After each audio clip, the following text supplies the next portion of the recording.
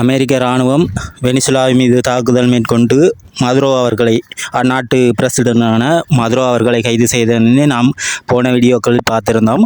குறிப்பாக இந்த கைது என்ன நடவடிக்கையாக என்று பார்த்தால், அமெரிக்கா தரப்பிலிருந்து அவர் வெனிசுலா நாட்டினூடாகவே தங்களது நாட்டுக்கு போதை வஸ்துவும் அதே நேரம் தீவிரவாத செயல்களும் மேற்கொள்ளப்படுவதாகவும், அதற்கு உடந்தையாக குறித்த நாட்டின் ஜனாதிபதியான மதுரோ அவர்களும் உடந்தையாக இருக்கிறார். எனவே அவரினை விசாரிப்பதற்காகவே தாங்கள் கைது செய்து நியூயார்க்குக்கு கொண்டு சென்றிருப்பதாக அமெரிக்காவின் ஜனாதிபதி தெரிவித்திருக்கிறார்.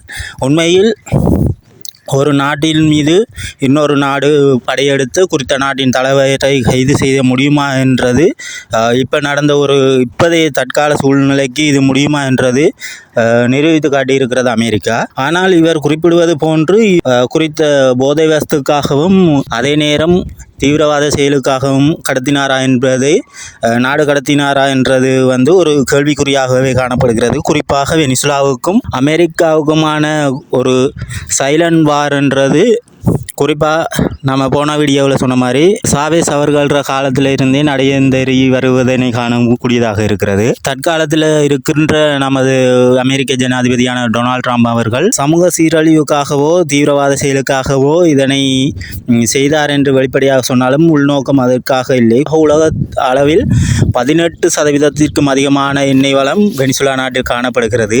அதே நேரம் இந்த எண்ணெய் வளங்களை ரஷ்யா, சீனா போன்ற நாடுகளுடன் கூட்டு சேர்ந்து விட்டதனால் தங்களுக்கு குறித்த வளங்களை கைப்பற்றுவதில் போட்டித்தன்மை ஏற்படும் என்ற ஒரு அச்சத்தில் தான் இவர் இவ்வாறு செய்திருக்கிறார் என்பதனை நாம் கடந்த காலங்களின் வரலாற்றினை புரட்டி பார்க்கின்ற போது தெளிவாக தெரிகிறது. ஆனால் இவ்வாறு வெனிசுலா நாட்டின் தலைவரை கைது செய்ததனே அந்நாட்டு மக்கள் தங்களை காப்பாற்ற வந்த கடவுளாகவே ட்ரம்ப் அவர்களை பார்த்து கொண்டாடி வருகின்றார்கள். உண்மையில் அவர் ஒரு ஏகாபத்திய நாட்டின் தலைவர் இன்னொரு நாட்டின் மக்கள் மீது அக்கறை கொண்டு இவ்வாறான செயற்பாடுகளை செய்வது என்பது நம்ப முடியாத ஒரு காரியம். இதனை வெனிசுலா மக்கள் புரிந்து கொள்ளாமல் அங்கு இருக்கின்ற விலைவாசிகள், பணவீக்கம் போன்ற காரணங்களினால் இதற்கு காரணமாக இருக்கின்ற மதுரோ அவர்களை கைது செய்ததன் பின்னணியில் தாங்கள் விடுதலை பெற்றோம் என்று அவர்கள் கொண்டாடி வருகிறார்கள். அமெரிக்க ஜனாதிபதியான டொனால்ட் ட்ரம்ப் அவர்கள் இந்த பிரச்சனை தொடர்பாக ஒரு ஊடக சந்திப்பினூடாக தெரிவித்த விடயங்களின் ஊடாக பார்க்கின்ற போது, குறிப்பாக வெனிசுலா நாட்டில் காணப்படுகின்ற 300 பில்லியன் பேரல்கள் காணப்படுவதாகவும், எண்ணெய் வளங்களில் 300 பில்லியன் அளவில் காணப்படுவதாகவும், அதனை இனி அமெரிக்காவே நிர்ணயிக்கும் என்று வெளிப்படையாகவே தெரிவித்திருந்தார். இதனூடாகவே பார்க்க முடிகிறது, குறிப்பாக இவர் இந்த குற்ற செயலுக்காக அவரை நாடு கடத்தவில்லை, அங்குள்ள எண்ணெய் வளங்களை சூறையாடுவதற்காகவே இவ்வாறு செய்திருக்கிறார் என்பதனை நாம் இவரது இந்த அறிவிப்பினூடாக காணக்கூடியதாக இருக்கிறது. குறிப்பாக வெனிசுலா நாட்டில் காணப்படுகின்ற வருமானத்தை பார்க்கின்ற போது 90% வருமானம் இந்த எண்ணெய் வளத்தினூடாகவே அந்நாட்டுக்கு கிடைத்து வருகிறது.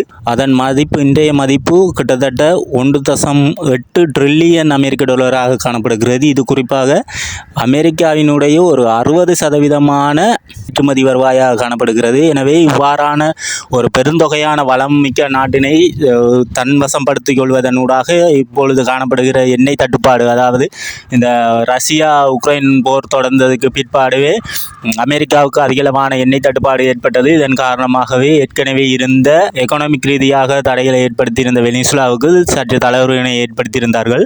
எண்ணெயை பெற்றுக்கொள்வதற்காகவே அவ்வாறு செய்திருந்தார்கள். ஆனால் குறிப்பாக இப்பொழுது காணப்படுகின்ற இந்த எண்ணெய் வளத்தினை சூறையாடுவதற்காக வெனிசுலா அதிபரினை திட்டமிட்டே செய்திருக்கிறது. ரஷ்யா, சீனா போன்ற நாடுகள் வெனிசுலாவுக்கு ஏற்கனவே ஆதரவாக இருந்தார்கள். தற்சமயம் இந்த சம்பவத்தினூடாக அவர்களது எதிர்ப்புகளை தெரிவித்து வருகிறார்கள். குறிப்பாக இவ்வாறு ஒரு சர்வதேச ரீதியில் ஒரு நாட்டின் மீது இன்னொரு நாடு போர் தொடுப்பது என்பது அது போராகவே கருதப்படும். எனவே இவ்வாறான ஒரு குற்றவியல் செயலை செய்த அமெரிக்காவை தாங்கள் வன்மையாக கண்டிக்கின்றோம் என்றும், இதனை உடனடியாக கைவிட வேண்டும், இல்லை என்றால் விளைவுகளை சந்திக்க வேண்டும் என்றும் குறித்த நாடுகள் எச்சரித்து வருகிறது. இதனை அடிப்படையாக கொண்டு உக்ரைனுக்கும் ரஷ்யாவுக்கும் ஏற்கனவே போர் நடைபெற்று கொண்டு வருவதன் காரணமாக உக்ரைனானது ஏவுகணையினை அமெரிக்காவிடம் கேட்டிருந்தது. அதற்கு அமெரிக்கா எந்தவித பதிலும் கூறவில்லை. எனவே இப்பொழுது செய்தியாளர்கள் எழுப்பிய கேள்வியானது, இந்த உக்ரைனுக்கு நீங்கள் குறித்த ஏவுகணையை கொடுப்பதற்கு இணக்கம் தெரிவித்திருக்கிறீர்களா என்று கேள்வி எழுப்பப்பட்டதற்கு அமெரிக்கா அதிபரான டொனால்ட் ட்ரம்ப் அதனை முழுமையாக நிராகரித்து அப்படியான ஒரு பேச்சுவார்த்தை இதுவரையில் இடம்பெறவில்லை என்றும் அவர் கொடுப்பதில்லை என்றும் திட்டவட்டமாக கூறியிருந்தார். இதனூடாக தங்களுக்கு அவ்வாறு ஏவுகணையை கொடுத்தால் ரஷ்யாவினூடாக மேலும் அழுத்தங்கள் ஏற்படும் என்றே அவர் கருதி அதனை கொடுக்காமல் இருப்பது அவரது ராஜதந்திரத்தினை வெளிப்படுத்துகிறது. அது மட்டுமல்லாது தற்பொழுது அவர் மேலும் தங்களது நாட்டினுடைய பாதுகாப்பு கருதி கிரீன்லாந்து போன்ற நாடுகளையும் தன்வசப்படுத்திக் கொள்வதற்கு எத்தனித்து வருவதனை சர்வதேச செய்திகளினூடாக நாம் காணக்கூடியதாக இருக்கிறது. எது எவ்வாறாக இருந்தாலும் ஒரு வளத்திற்காக இன்னொரு நாட்டினை காலனித்துவப்படுத்திக் கொள்வது என்பது முன்னைய காலங்களில் குறிப்பாக இலங்கை போன்ற நாடுகளில் கூட 15ஆம் 16ஆம் 18ஆம் நூற்றாண்டு காலப்பகுதியில் கூட காணப்பட்டிருந்தது. போர்த்துகேயர், ஒல்லாந்தர், ஆங்கிலேயர் போன்றவர்கள் நமது இலங்கை நாட்டினை காலனித்துவப்படுத்தி குறித்த நமது நாட்டில் காணப்பட்ட வளங்களை சூறையாடி சென்றதனை நாம் வரலாற்றினூடாக காணக்கூடியதாக இருந்தது. அவ்வாறான ஒரு காலனித்துவப்படுத்தி ஒரு நாட்டினின் வளத்தை சூறையாடுவது என்பது தற்காலத்தில் குறிப்பாக இவ்வாறு சர்வதேச நீதிமன்றங்கள், ஐநா சபைகள் போன்ற சட்டத்திட்டங்களின் அமல்படுத்துகின்ற தற்காலத்தில் கூட இவ்வாறான சம்பவங்கள் இடம்பெறுவது என்பது நாம் ஆச்சரியப்படக்கூடிய ஒரு விடயமாகவே இருக்குது. இருந்தாலும் அதிபர் குறித்த விடயங்களை மறுப்பு தெரிவிப்பதாகவே அவர் தனது உரைகளை நிகழ்த்துவார் என்பது எப்பொழுதும் போலவே அவர் மறுப்பு தெரிவிப்பார் என்பது வெளிப்படையாக எல்லாருக்கும் தெரிந்த ஒரு விடயம்தான்.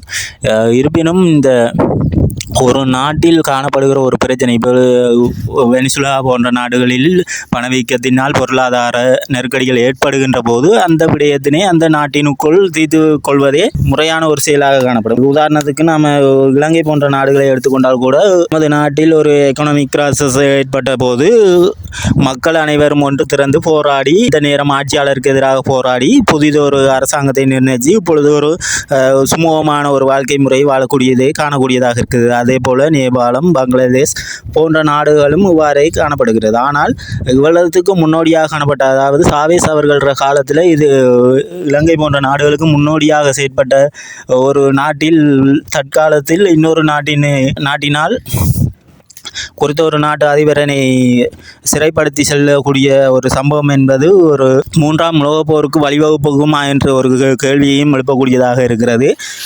குறித்த நாடுகளில் ஏற்படுகிற அரசியல் பொருளாதார பிரச்சனைகளை தீர்த்து கொள்வதற்கு அந்நாட்டு அரசாங்கங்கள், அந்நாட்டு மக்கள் அதனை முன்னின்று செய்யக்கூடியதாக இருக்கும். இருந்தாலும் இவ்வாறு இன்னொரு நாட்டு அதிபர் என்பது இன்னொரு நாட்டில் மீது போர் தொடுத்து அந்நாட்டு அதிபரை சிறைப்படுத்தி அந்நாட்டு மக்களுக்கு விடுதலை பெற்று தர வேண்டும் என்பது எந்த விதத்திலும் ஒரு நிலைப்பாடான ஒரு விடயமாகவே இல்லை. ஆனால் ட்ரம்ப் அவர்கள் கூறுவதற்காக அவர் இந்த குறித்த நாட்டின் எண்ணெய் வளத்துக்காகவே இவ்வாறு செயற்பட்டிருக்கிறார் என்பது தெளிவாக தெரிகிறது.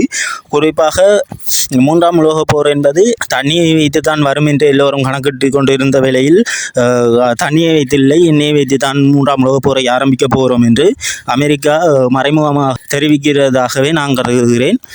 இது சம்பந்தமான உங்களது கருத்துக்களை, அமெரிக்கா செய்தது தவறா அல்லது 3ஆம் உலகப் போருக்கு இச்சம்பவம் வழிவகுக்குமா என்பதனை கொமெண்ட் ஊடாக தெரிவியுங்கள். மேலும் இதுபோன்ற செய்திகளை காண தொடர்ந்து சப்ஸ்கிரைப் பண்ணுங்கள்.